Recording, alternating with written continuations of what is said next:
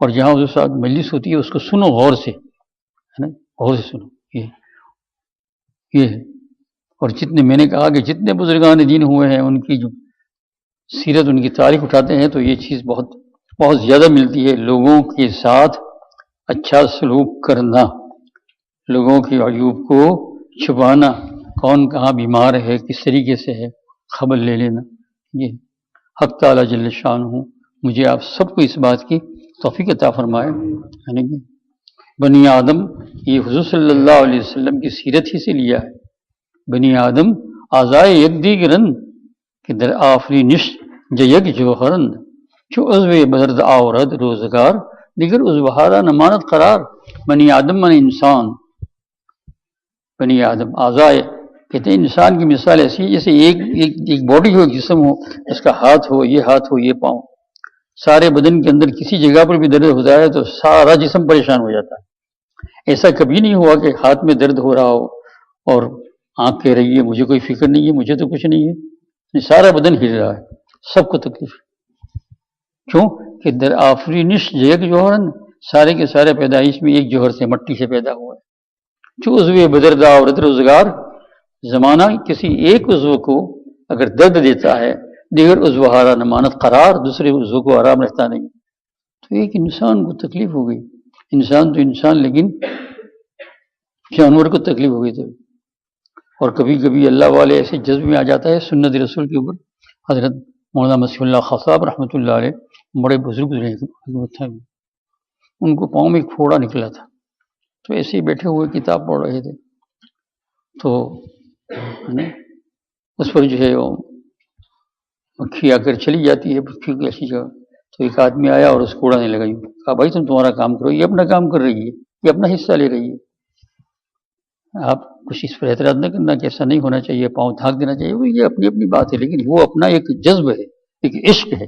فرمایا رہنے دو، اس کو اپنا کام کرنے دو، مجھے اللہ جل شانہ میں یہ بھی اللہ کی ایک مخلوق ہے. تب جا کر کیا بنے؟ مجدد زمانہ، بہت بڑے بزرگ بنے.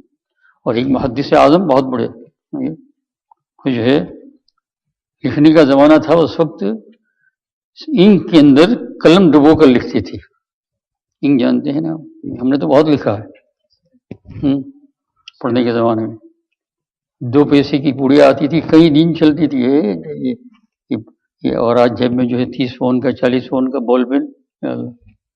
تو محدث اسی سے لکھ رہے تھے. تو وہ قلم جو ہے لکڑی کا بنا ہوا وہ انک میں ڈالا اور لکھنا چاہتے تھے تو ایک مکھی اس پر آ کر بیٹھ گئی.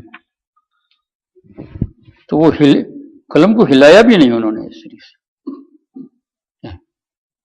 استر پڑھتے رہے. بس جب وہ پورا چس کر چلی گئی تب جا کر پھر قلم سے لکھنا شروع کیا. فرمایا خواب میں آئے اور فرمایا ان کے اعمال تو بہت تھے لیکن سب سے بڑا عمل یہ مغفرت کر دی اللہ جل شانہ کہ میری ایک مخلوق کے اوپر جو ہے اتنا بڑا رحم کیا. یہ اللہ والوں کے کام تھے.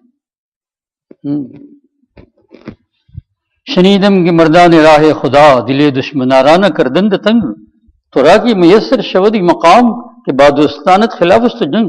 میں نے سنا، سعدی کہتا اللہ والا، اس کا بھی بہت بڑا، یہ سب لوگ ایسے ہی بنی.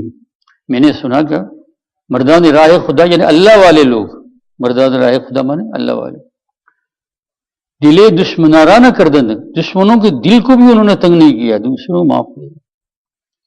تو را کہ یہ میسر شود مقام، تجھے خالی انگلی کے اوپر کچھ پڑھ لینے سے یہ مقام کیسے حاصل ہوگا؟ کیوں کہ تیرے اخلاق نبوی کے ساتھ ملتی نہیں ہے. کیوں کہ بادوستانت خلاف اس تو جنگ، تجھ کو تو اپنے دوستوں کے ساتھ بھی لڑائی اور جھگڑا ہے، وہ دشمنوں کے ساتھ دوستی کرتے ہیں اور تجھ کو لکھا اس میں یہ مضمون بیان. حق تعالیٰ جل شانہ مجھے بھی اور آپ کو بھی یہ توفیق عطا فرمائے. درد دل پڑھنے کے واسطے فرشتے بہت ہیں، کوئی فرشتے ہر وقت سیدھے میں ہے، کوئی فرشتہ اللہ نے رکوع میں ہی ہے، لیکن ایک دوسرے کی غمخواری کے لیے کوئی فرشتہ نہیں ہے. یہ کام انسانوں کا ہے درد دل کے واسطے. یہ حق تعالیٰ جل شانہ، اس لیے دل بھی اس کو ایسا دیا ہے جس میں درد آتا ہے.